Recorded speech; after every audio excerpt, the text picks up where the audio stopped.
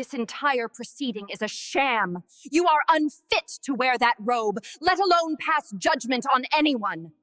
Providence Municipal Court on a quiet weekday morning. Sunlight filters through tall windows, casting long golden streaks across polished wood. The courtroom hums with its usual calm rhythm until the doors swing open and a woman in a black and white nun's habit walks in, rosary beads clicking softly at her wrist. Her name, according to the docket, is Sister Margaret Doyle, 58 years old. She's here for what appears to be a minor matter, a parking violation and a verbal dispute with a police officer. But something in the report catches the judge's attention. Before the morning ends, this hearing will turn into something far more revealing. I am Frederick, and I've spent years studying courtroom cases where truth and disguise collide. Some stories teach us about law, others teach us about character. This one does both. The bailiff calls her forward. Case number 2475, Sister Margaret Doyle. She steps up with a faint smile, rosary swaying gently. The sight of a nun in traffic court draws curious glances from the gallery.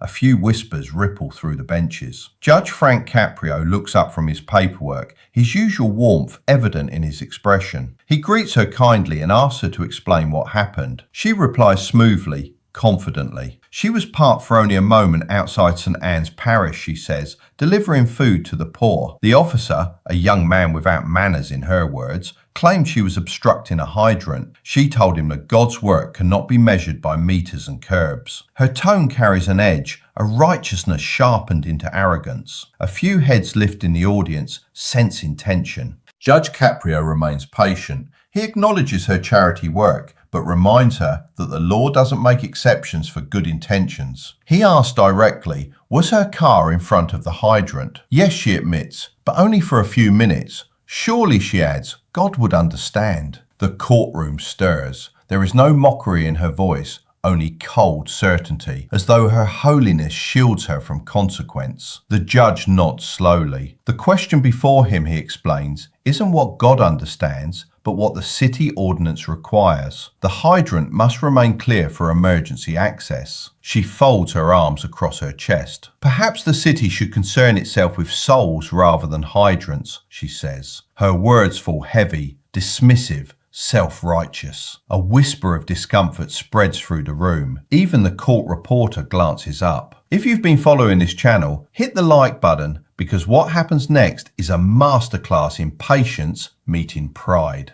Judge Caprio, still calm, tries another path. The officer's report mentions she was uncooperative when asked to move her vehicle. Is that correct? Uncooperative? She repeats, her voice rising slightly. He demanded she move while she was praying with a dying man. Would he have interrupted a nun performing her duty? The judge asks evenly if she explained that to the officer. She snaps back quickly. He didn't deserve an explanation. Young men like him forget that the church was here long before their badges. She masks her irritation behind a brittle smile, but the contempt is unmistakable. Now even the bailiff looks uneasy.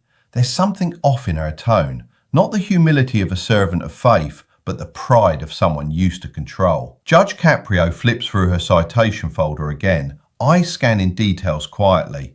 Something catches his attention, an address crossed out and corrected by hand, but he says nothing yet. Instead, he asks if it's true that she called the officer, and he quotes, "a servant of Satan." A murmur ripples through the gallery. She smiles faintly, unbothered. She may have spoken firmly in the heat of the moment, she says, but scripture tells us that those who persecute the faithful walk in darkness. She was merely enlightening him. The judge leans back slightly, his patience unshaken, but his tone shifting ever so slightly toward firmness. This courtroom serves justice under law, he says. It is not darkness. She tilts her head.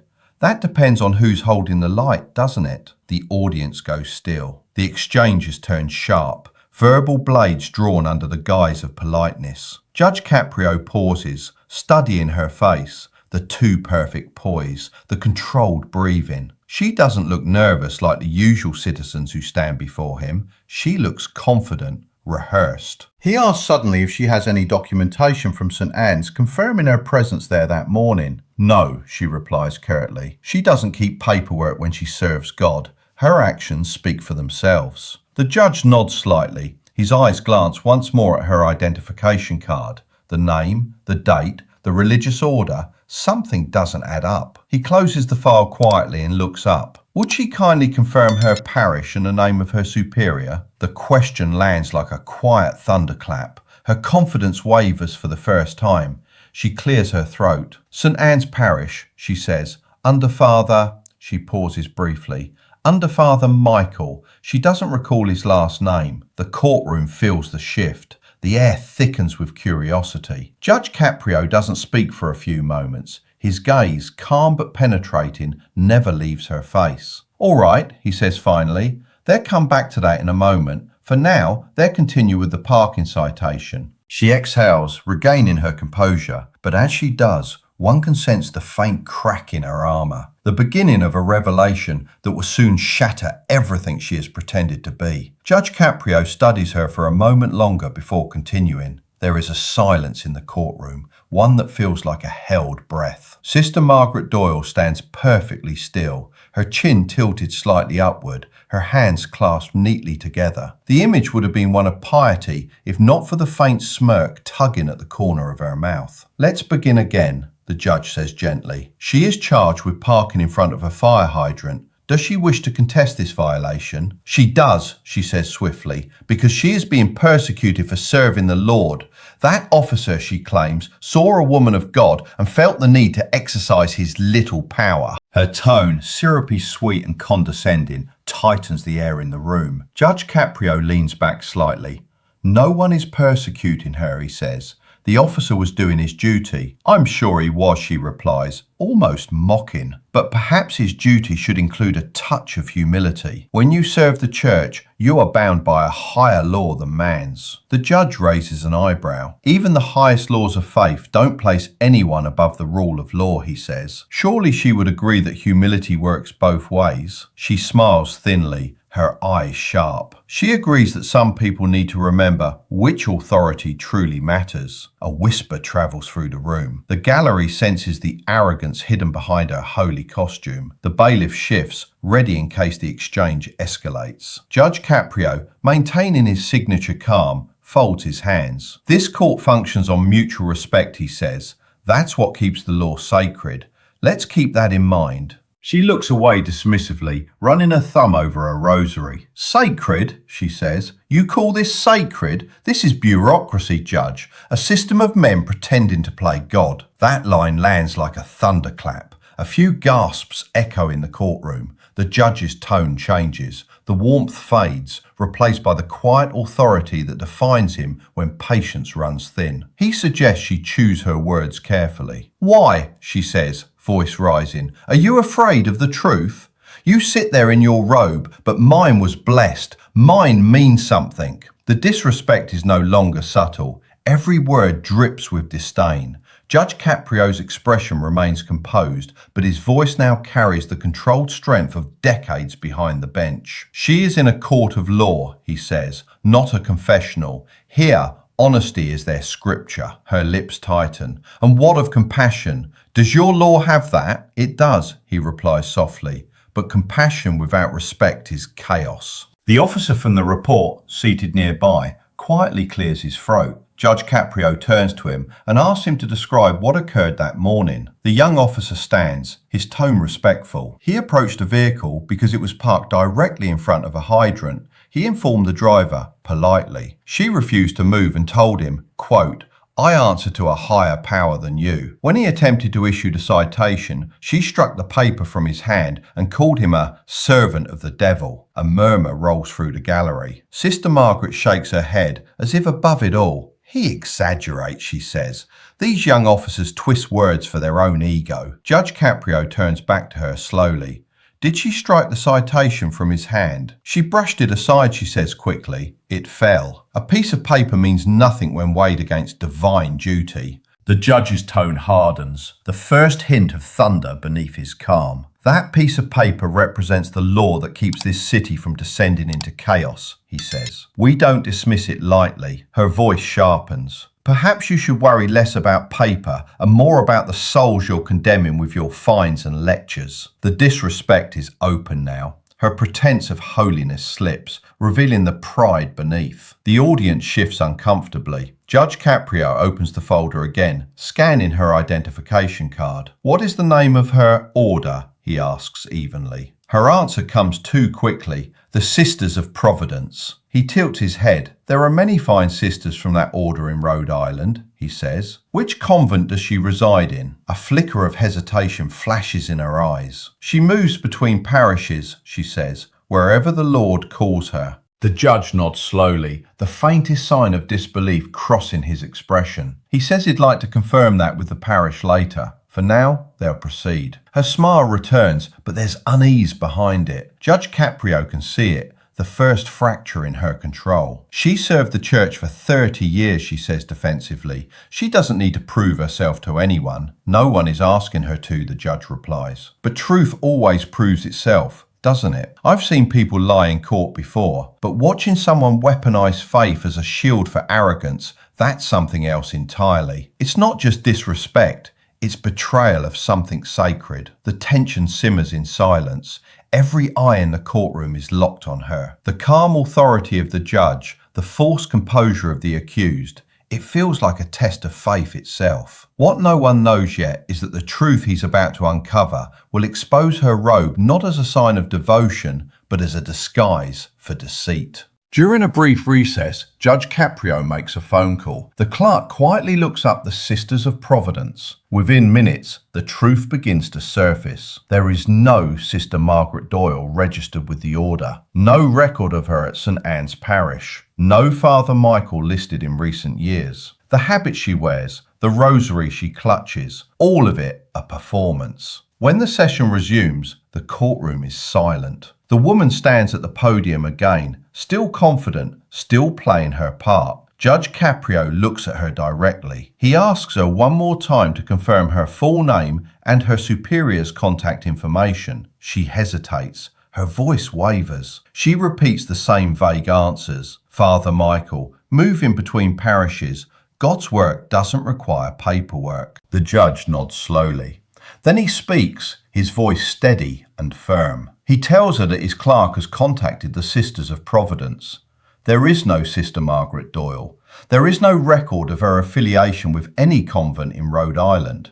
The parish she named has no knowledge of her. Her face drains of colour. The rosary slips slightly from her fingers.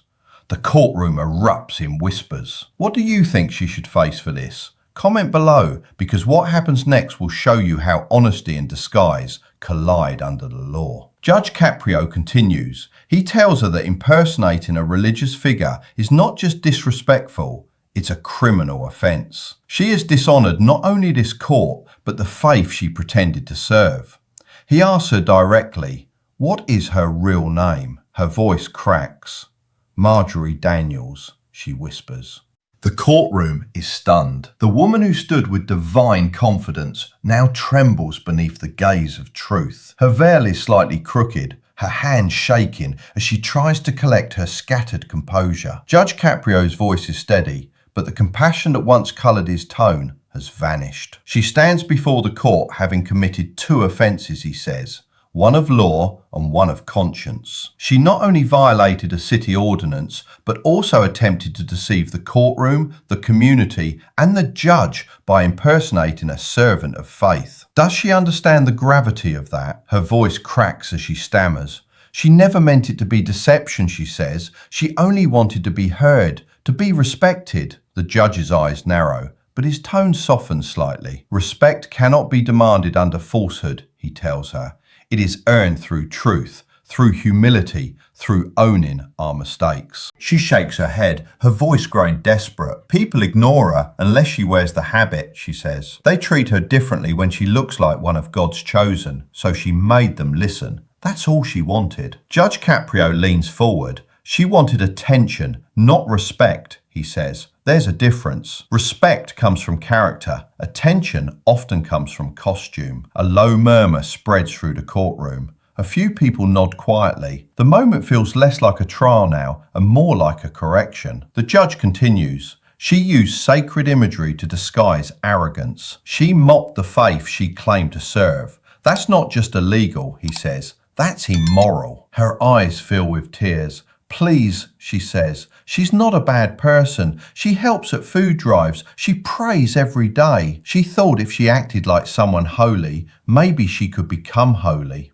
For a moment, even the judge hesitates. There's pain in her confession, delusion mixed with shame. But justice cannot be swayed by tears. Judge Caprio straightens in his chair. Redemption starts with honesty, not imitation, he says. You can't find God by pretending to be someone you're not. He signals the clerk. The fine for the parking violation remains. In addition, for contempt of court and for misrepresentation under oath, the court imposes a penalty of 48 hours in custody, along with a $1,000 fine. Furthermore, she is ordered to make a formal written apology to the Sisters of Providence and to the parish she falsely represented. Her mouth falls open. 48 hours? Jail? The judge nods firmly. Yes, 48 hours. She'll have time to reflect. Not as a nun, not as a performer, but as herself. Perhaps when she emerges, she'll understand that faith is measured not by robes and titles, but by truth. She looks like a woman unraveling. Please, she says, she can't go to jail. She'll lose her home, her job. People will see. Judge Caprio's voice turns quiet again, but not forgiving. People already saw, he says. The truth has a way of revealing what we try hardest to hide. She had every chance to show humility. Instead, she chose defiance and disguise.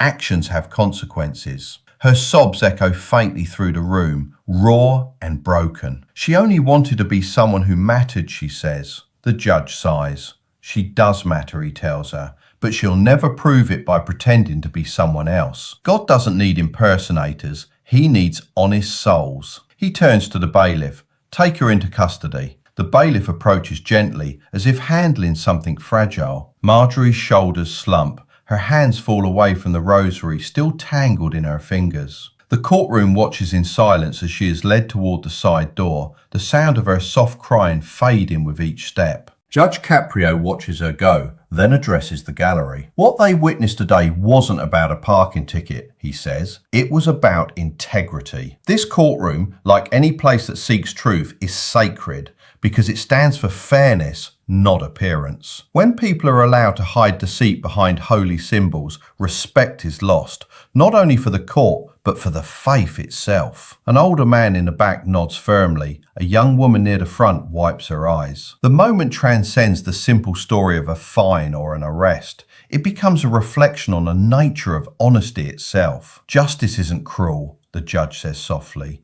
It corrects so that others may learn. And today, we learned that holiness without honesty is just a costume. The gavel falls, echoing through the quiet hall. For the first time since the case began, the courtroom feels at peace again, a peace restored by truth. Sometimes I wonder if people realise how much damage a lie like this does. It's not just about her, it's about every real sister, every real servant of faith who now has to carry the weight of someone else's deception. 3 days later, the story had already begun to circulate far beyond Providence. Local news ran the clip, social media reposted it, and people everywhere watched a woman who thought she could manipulate faith meet a judge who refused to let holiness be mocked. In every comment section, people spoke of the same thing. Not the punishment, not the humiliation, but the lesson.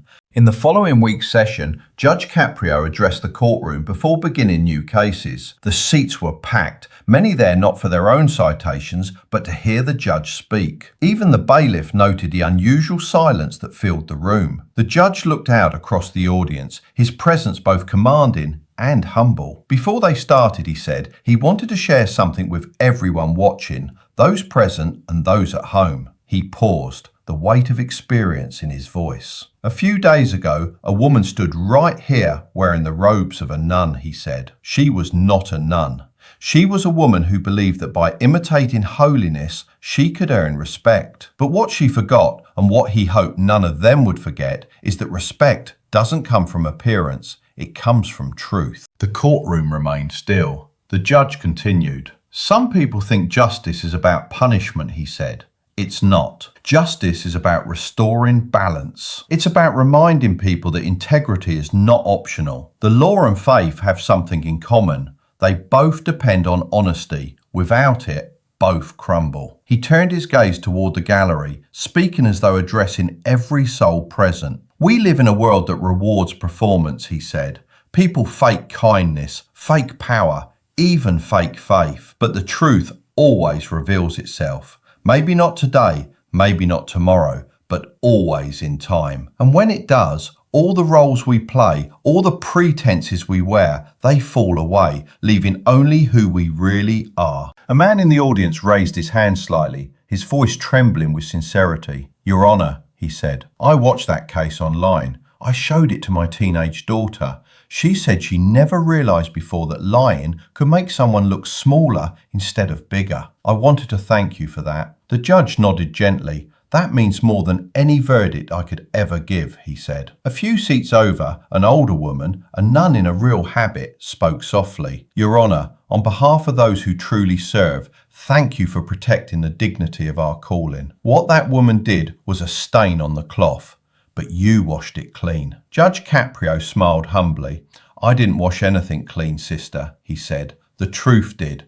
I just made sure it was seen. The courtroom seemed to exhale. People weren't used to justice feeling this human, this moral. There was no shouting, no spectacle, only the quiet power of decency reaffirmed. The judge glanced briefly at the bailiff, then returned his gaze to the audience. Let me tell you all something my mother once told me, he said. She said, Frankie, when you go to church, take your heart, not your pride. I've carried that lesson my whole life. And I think it applies here too. Whether you walk into a church or a courtroom, you leave your pride at the door because pride blinds you, but humility, it lets you see clearly. The audience applauded softly, some with tears in their eyes. Judge Caprio waited for silence, then spoke again, quieter now. That woman, Marjorie Daniels, served her 48 hours, he said. She also wrote the letter of apology I asked for. I read it this morning, and I want you to know something. She didn't make excuses. She said she finally understood that pretending to be good is not the same as being good. That's the start of redemption. He paused, letting that word, redemption, settle like a benediction. Ladies and gentlemen, he said, justice isn't about tearing people down, it's about helping them rise differently. Sometimes that means a fine, sometimes it means jail, but always it must mean understanding. That's what gives this courtroom meaning. A hush filled the space once more. The audience seemed to carry a collective realization that this wasn't just about a fake nun. It was about everyone who's ever hidden behind something instead of facing truth. Judge Caprio concluded, his voice soft but unshakable. Some places deserve respect, not because of who's standing there, but because of what they represent. This bench, these walls, they're symbols of order, of fairness, and when someone walks in thinking they can wear holiness like armour against truth, the law must remind them, even the sacred bows to honesty. He lifted his gavel, glancing one last time across the room. If you believe in that kind of justice, real justice, carry it with you. Don't wear it, live it. The gavel struck. The sound was firm, final, and filled with peace. If you believe honesty is the foundation of both faith and justice, subscribe right now and comment "Truth Wins," because what you just heard isn't a story about punishment, it's a story about redemption and about how truth, no matter how late it arrives, always wins.